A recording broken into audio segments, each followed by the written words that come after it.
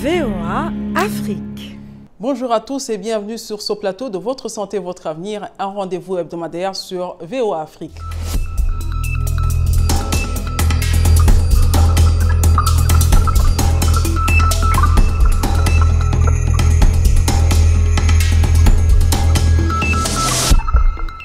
Aujourd'hui, dans Votre Santé, Votre Avenir, nous parlons des problèmes d'infertilité ou de stérilité dans le couple. Contrairement à des stéréotypes très répandus dans les couples, les femmes comme les hommes sont responsables de l'infertilité. Et selon les spécialistes, entre 15 et 30% des couples en Afrique ont des difficultés pour procréer. Et pourtant, le sujet n'est toujours pas prioritaire pour les décideurs. Nous verrons toutefois que des solutions existent dans des cliniques spécialisées en Afrique. Mais avant cela, voyons ce que vous conseillez de faire à un couple stérile. Je pense qu'il faudra beaucoup plus être unis, beaucoup plus d'amour, continuer à garder espoir qu'un jour ça peut arriver. L'infertilité peut arriver suite peut-être à certaines maladies qu'on a eues, suite peut-être dans les avortements qu'on a pu avoir durant la jeunesse. À mon avis, ce que doit faire un couple infertile, premièrement, il faut prier, faire confiance en Dieu. Et puis s'aimer. Il faut que ces couples-là aient vraiment un grand cœur d'aimer. L'homme doit vraiment aimer sa femme et la femme doit aussi aimer l'homme. Quand on s'aime, quand on est unis pour le meilleur et pour le pire, que voulez-vous qu'on fasse s'il y a une catastrophe ou bien une situation naturelle qui vous arrive maintenant? Qu'est-ce que vous allez faire? Vous allez toujours supporter. Parce que vous êtes déterminés. Quand on s'est marié, on dit pour le meilleur et pour les pires, donc on peut s'accepter comme ça. Il y a plusieurs moyens, On peut adopter, on peut faire autre chose pour avoir des enfants. Donc je ne vois pas vraiment une raison pour dire que non, je dois divorcer d'avec mon mari ou d'avec ma femme parce qu'elle est stérile, soit comment, je ne sais pas. Faire un enfant est un moyen de perpétuer les couples, les familles et l'espèce humaine. En Afrique particulièrement, où l'enfant est considéré comme une richesse, la procréation est très importante pour le bonheur des couples. Mais certains couples ne parviennent pas justement à procréer malgré eux. On parle alors de couples infertiles ou stériles, la femme étant celle qui accouche. Elle est souvent pointée du doigt comme responsable de l'infertilité du couple. Ce qui, d'un point de vue médical, n'est toujours pas vrai.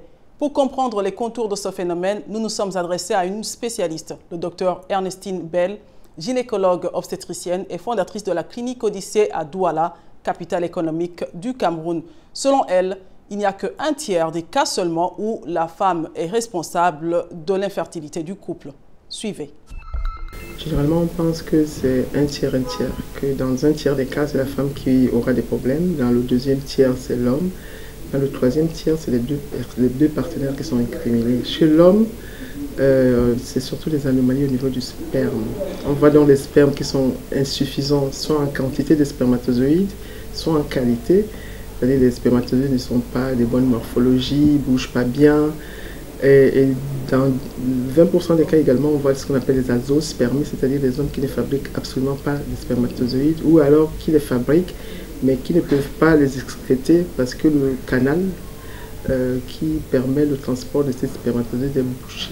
Chez la femme, c'est les troubles de l'ovulation. Dans le monde, c'est la première cause. Mais chez nous en Afrique, la première cause, c'est la pathologie liée aux trompes. On appelle ça banalement les trompes bouchées. Les trompes, c'est des petits tubes fins qui conduisent les œufs de la femme et de l'homme et qui permettent leur rencontre. À l'intérieur de la trompe, que le spermatozoïde et l'ovule vont se rencontrer. Alors quand ces trompes sont bouchées, évidemment que la rencontre de ces deux gamètes n'est pas possible, il n'y a pas de grossesse possible. Il faut que les couples qui cherchent à faire un enfant, quand une année passe, une année entière, qu'ils n'ont pas réussi, je pense qu'il faut consulter les médecins.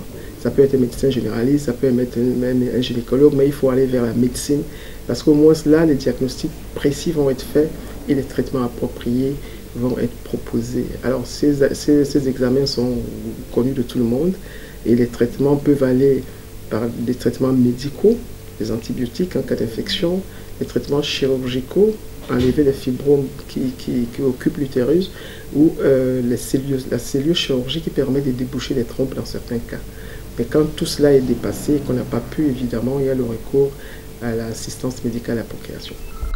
La stérilité ou l'infertilité reste un des sujets souvent tabous autour desquels circulent de nombreux stéréotypes.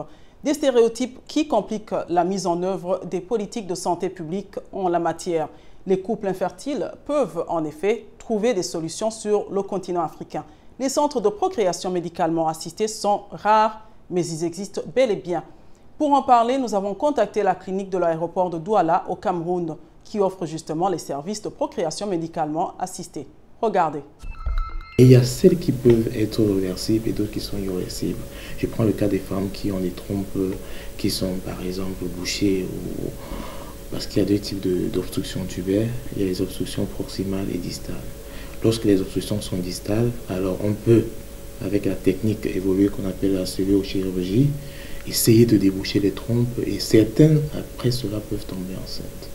On a parlé des infections, c'est de prendre en charge les infections, c'est de pouvoir les traiter, c'est de pouvoir avoir un suivi gynécologique pour tous les 6 mois pour les femmes et éviter, parce que la prévention vaut mieux que la guérison. À côté de tout cela, il y a une technique avec l'avancée de la technologie qui a révolutionné le monde de la prise en charge de l'infertilité, qui est la procréation médicalement assistée. Alors la PMA a 2 étapes. La première étape, c'est l'insémination artificielle, c'est-à-dire une dame normale avec des trompes perméables, un utérus normal qui peut contenir un bébé, mais la qualité du sperme n'est pas optimale pour pouvoir féconder naturellement. Qu'est-ce qu'on fait? On monitore la femme en lui faisant des injections d'hormones et autres pour arriver à l'ovulation. De l'autre côté, on prépare le sperme de monsieur au laboratoire et on améliore la qualité et on va directement faire le transfert de l'embryon dans la cavité utérine et puis la fécondation se fait comme si c'était naturel. Ça, c'est la première étape qui est l'insémination artificielle. La seconde étape, c'est la fécondation in vitro. La fécondation in vitro, nous avons des sous-groupes. Il y a la FIV classique. La FIV classique, c'est quoi? On prend les spermatozoïdes de l'homme, on prend les ovocytes de la femme, qu'on met ensemble dans un milieu physiologique au laboratoire, et après fécondation, on transfère les embryons directement dans la cavité. C'est ce qu'on appelle encore bébé éprouvette. À présent, vos commentaires sur Facebook à propos des problèmes de stérilité au sein des couples. 2 commentaires ont retenu notre attention. Le premier est celui de Don L. King de Lusaka en Zambie. Il dit que le problème de procréation pour certains couples handicape le développement communautaire et crée l'instabilité car les cas de divorce se manifestent souvent suite effectivement à ce problème. Un autre commentaire est celui de Alphonse Mwaki de Kinshasa en RDC. Il dit que la tradition africaine impute de prime abord la stérilité aux femmes alors que les hommes souffrent également de cette maladie qui d'ailleurs est curable. Merci de nous avoir partagé vos points de vue sur notre sujet de la semaine. Nous sommes presque à la fin de l'émission, mais avant de clôturer, comme d'habitude, nous vous donnons la parole pour poser une question santé à nos experts. Et la question nous vient d'un téléspectateur qui demande s'il existe des sanctions à l'encontre du personnel soignant en RDC qui divulgue les résultats des tests de dépistage du VIH. Suivez la réponse à cette question. Le personnel de santé risque des sanctions parce qu'il aura violé le secret professionnel, il aura violé le secret médical. Il court notamment 2 sanctions. La première sanction est l'infraction et la condamnation pénale qui peut aller jusqu'à 1 an d'emprisonnement et des millions de francs d'amende. La deuxième sanction est la sanction disciplinaire ordinale, car c'est une faute professionnelle de divulguer des informations qui rentrent dans le cadre du secret médical. Cette personne aura des sanctions disciplinaires ordinales. Ces sanctions peuvent aller de l'avertissement en passant par le blâme jusqu'à l'interdiction temporaire ou définitive d'exercer sa profession. C'est la fin de cette édition de Votre Santé, Votre Avenir, une édition qui était consacrée aux problèmes d'infertilité ou de stérilité au sein des couples. On espère que vous avez reçu pas mal d'informations par les éclaircissements des experts à ce sujet. Pour toutes vos questions santé, visitez tout simplement notre page Facebook de VOA Afrique et rendez-vous sur notre site web voaafrique.com. Merci de nous avoir suivis. À la prochaine.